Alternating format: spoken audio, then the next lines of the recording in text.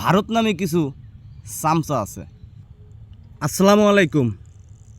আজকে আপনাদের সরাসরি সুন্দর একটা ভিডিও উপহার দেবো। আমার কৃষক ভাই ও বন্ধুরা, ভিডিওটা একটা শেয়ার করে দেবেন।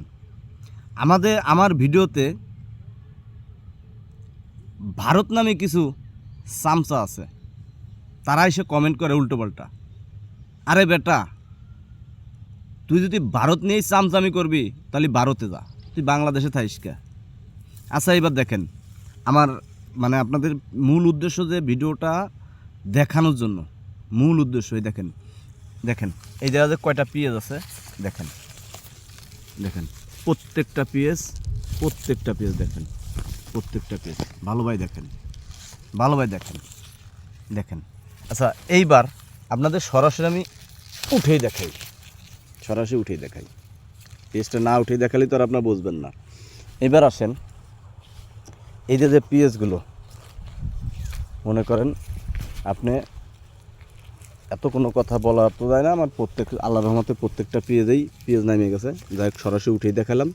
তো এই পেঁয়াজ, আমাদের দেশে কিন্তু প্রচণ্ড পেঁয়াজ আছে, কিন্তু সেই পেঁয়াজটা ওঠার সময় তো দিতে হবে।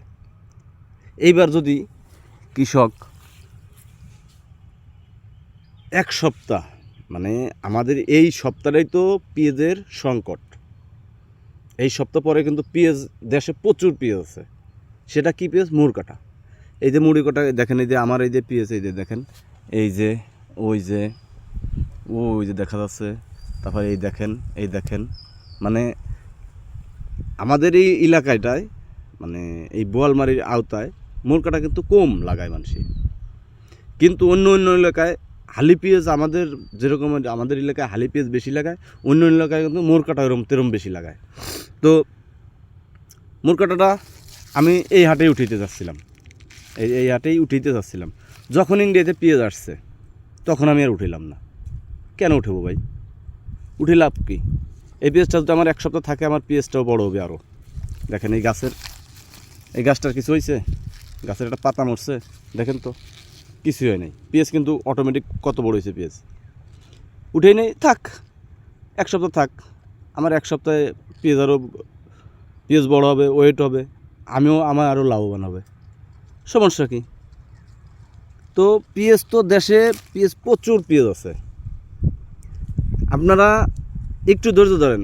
আপনারা পেঁয়াজের দিকে আমি তো বললে আবার খুব খারাপ শোনা যায়, এই কারণে তারপর আমি কিছু বলতেছি না, আবার না বলেও পারি না। সারা বছর পেঁয়াজের দাম ছিল কত? 50 টাকা, 60 টাকা, দেখা গেছে 45 টাকা বিক্রি হয়েছে, 40 টাকাও বিক্রি হয়েছে কেজি। এখন এসে একটু বাজার বাড়ছে, আর আপনারা চামচামি শুরু করে দিয়েছেন। কেন ভাই? আপনার গার ভিতর কি জ্বলে? আমরা বাংলাদেশের লোক না? এই যে ভারত যে টাকাটা যাইতেছে, পেঁয়াজের যে টাকাটা ভারত যাইতেছে, এতে কি কাজ হইতেছে?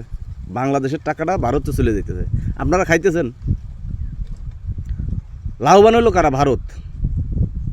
ভারতের কৃষক কিন্তু লাভবান হইল। যখনই ভারত থেকে পেঁয়াজটা আনবেন, ভারত সরকার লাভবান।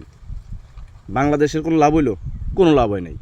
কী হয়েছে? আপনি যেখানে 120 টাকা দিয়ে কিনতেন, কিংবা 125 টাকা দিয়ে কিনতেন, 30 টাকা দিয়ে কিনতেন, সেখানে আপনি 100 টাকা দিয়ে কিনতেছেন, 110 টাকা, 105 টাকা, 90 টাকা দিয়ে কিনতেছেন। তাতে কি আপনি লাভবান হয়েছেন? আপনারও লস হয়েছে। লস হবে না কোন কারণে? আপনার টাকা চলে গেল ভারত। তো এই কারণে ভাই, আপনারা যত উড়োতাড়া করেন, কোনো লাভ নাই ভাই। দেশের টাকা দেশে রাখেন, দেশের উপকার হোক। দেশের কৃষক লাভবান হোক। আমাদের মতো কৃষক লাভবান হইলে আপনার কাছে লাভ নাই? দেশের উন্নতি হয় না? অবশ্যই হয়। তো যাই হোক, বেশি কথা বলা সম্ভব না। দেখা গেলো আবার কার গায়ে লাগিয়ে যাবি, কার চুল কারি খাইজানি উঠে যাবি, তত খাইজানির ভিতর নাই।